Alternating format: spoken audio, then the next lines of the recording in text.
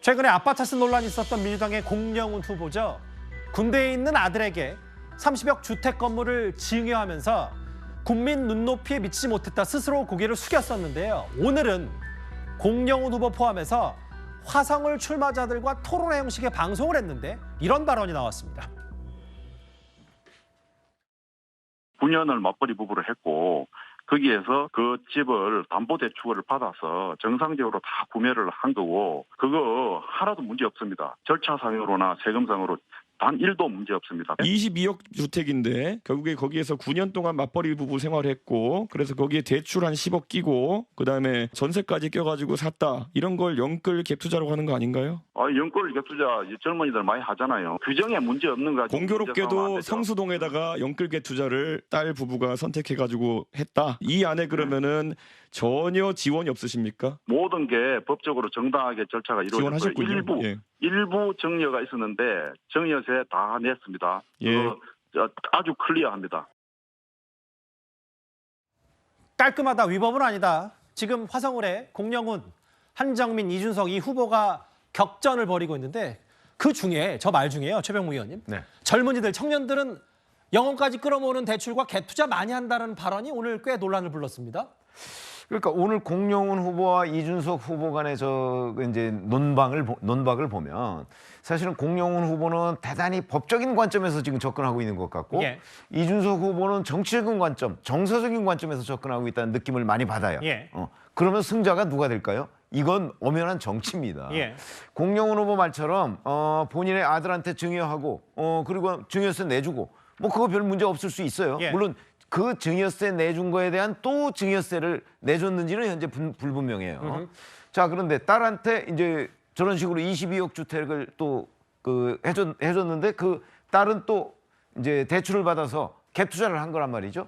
물론 뭐 젊은이들이 뭐 많이 하는지 적게 하는지까지는 모르지만 법적으로는 문제가 없을 수 있어요. 그러니까 22억 주택을 아파트를 살 때 아마도 아파트일 텐데 그거를 또 11억인가 대출을 받아서 본인이 일부 도와주고 또 증여세를 내줬다는 거 아니겠어요? 자, 그런데 그게 이제 법적으로는 문제가 없을 수 있는데 왜 하필이면 아들, 딸 둘 다 그 집을 사고 뭐 이제 증여해 준 것이 하필이면 성수동이냐? 근데 그 성수동은 바로 현대 계열사인 그 레미콘 공장이 이전하기로 돼 있었던 그곳이잖아요. 근데 그때가 현대자동차 부사장 시절이란 말이죠. 그러니까 또 이제 내부 정보 얘기가 나오는 거예요. 아들, 딸 둘 다 똑같은 지역에 있는 그 집을 증여를 했으니까 그게 이제 문제가 되는 거죠. 그러면 그게 법적으로 아무 문제가 없다고 할지라도 이준석 대표가 접근하는 방식대로 하면 국민 정서상 저는 대단히 많은 어떤 거부감을 일으킬 것이 분명해 보이거든요. 그렇기 때문에 공영훈 후보가 저렇게 법적인 문제만 가지고 이게 뭐 문제냐? 뭐 젊은이들 갭 투자 많이 한 갭 투자 합법입니다. 그러나 그런 것들이 바로 아빠 찬스, 그다음에 뭐 여러 가지 내부자 정부 이용한 것 아니냐 하는 의혹, 뭐 이런 거에 휩싸이기 때문에 저는 공영훈 후보의 접근이 뭐 그렇게 정치적으로 보면 별로 그렇게 득이 될 만한 해명은 아니다 이렇게 생각합니다. 물론 뭐 공영훈 후보 측은 공 후보도 이 내부자 정도 이용해서 군대에 있는 아들에게 건물 증여하고 이런 건 아니다. 적법한 위치에서 했다라고 했는데 다시 국민의힘에서는 하루 차이로 법망을 피해갔다는 비판도 국민의힘에서 의혹을 제기했었어요. 법적인 부분 말고 최진봉 교수님, 아까 최병묵 의원의 말은 이런 것 같아요. 그러니까 군대에 있는 병장 아들에게 30억 땅과 건물 증여했고 그래서 본인 스스로 사과했고 딸 부부에게도 뭐 증여세 일부 얘기했고 위법의 영역이 아니라 이준석 후보 얘기는 아니 성수동에 이렇게 집을 뭐 건물이 사든 딸도 살 거면 아니 성수에 출마하지 왜 지금 화성 교통수단 얘기하고 후보들까지 했는데 이런 부동산 문제가 계속 불거지냐 이 정책 지적에 대해서는 어떻게 생각하세요? 그러니까 이제 예를 들어서 정서적으로 도덕적으로 그런 부분에 정치인이 그런 행동을 하면 되냐라고 하는 지적에 대해서는 저는 뭐 어느 정도 할 수 있다고 생각해요. 그러니까 특히 아들 문제는 딸은 사실 결혼해서 지금 직장 생활도 9년을 했어요. 그러니까 딸은 아마 일부를 지원했을 것 같고 아들 문제는 좀 논란이 되죠. 왜냐하면 이게 정서적으로 보면 그 많은 돈을 아들에게 증여해서 물론 증여세 다 내고 했으니까 법적으로는 전혀 문제 없어요. 그럼에도 불구하고 정치인으로서 그런 부분에 대해서는 뭐 비판이 있는 부분은 뭐 수용해야 한다고 저는 생각을 하고요.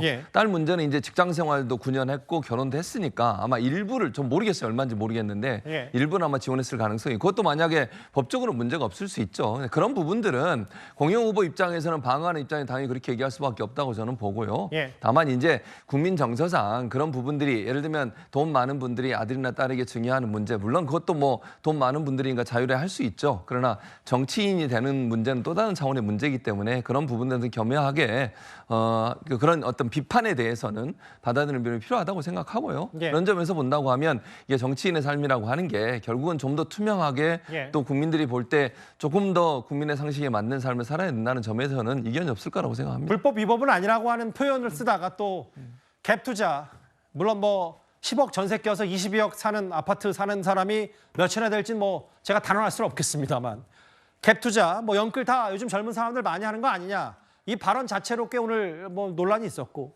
반면 그 김준욱 대변인 공영훈 후보 얘기는 화면을 좀 바꿔볼까요? 그 실제로 이준석 대표와 이준석 후보가 공방을 벌이고 있는데 이준석 대표의 재산 코인 하면서 이제 세금 누락 얘기를 좀 해보고 있고요. 여기 지금 화성을이 생각보다 이 돈 얘기, 뭐 세금 얘기, 부동산 얘기로 꽤 뜨거워진 것 같아요. 그러니까 지금 이제 화성에는 이제 3자 구도가 되어 있고 특히 국민의힘 후보보다는 개혁신당의 이준석 후보가 조금 더 부각되고 있는 상황 아닙니까?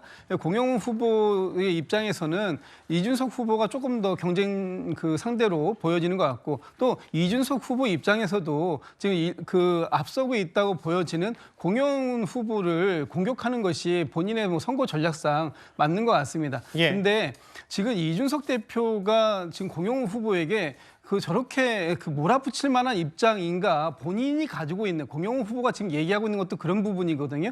이준석 후보가 사실 코인을 가지고 많은 수익을 얻었다라는 것이 이준석 후보 개인의 또 얘기도 있었거든요. 본인이 스스로가 얘기한 부분도 있었기 때문에 이준석 후보도 이 부분에 대해서 해명할 부분이 분명히 있는 거 아니냐 이런 얘기를 할 수밖에 없는 것이고요. 그 부분에 대해서는 이준석 후보도 또 속 시원하게 해명 아닌 해명을 해볼 필요가 있지 않을까라고 생각됩니다. 알겠습니다.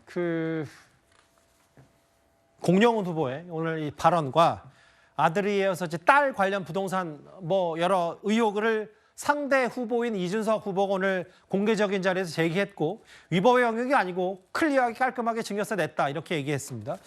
화성을 또 다른 격전지로서요. 저희 개표 방송 때 한번 잘 지켜볼 중요하고 관심 있는 지역 가운데 하나가 됐습니다. 이번 주제 여기서 정리하겠습니다.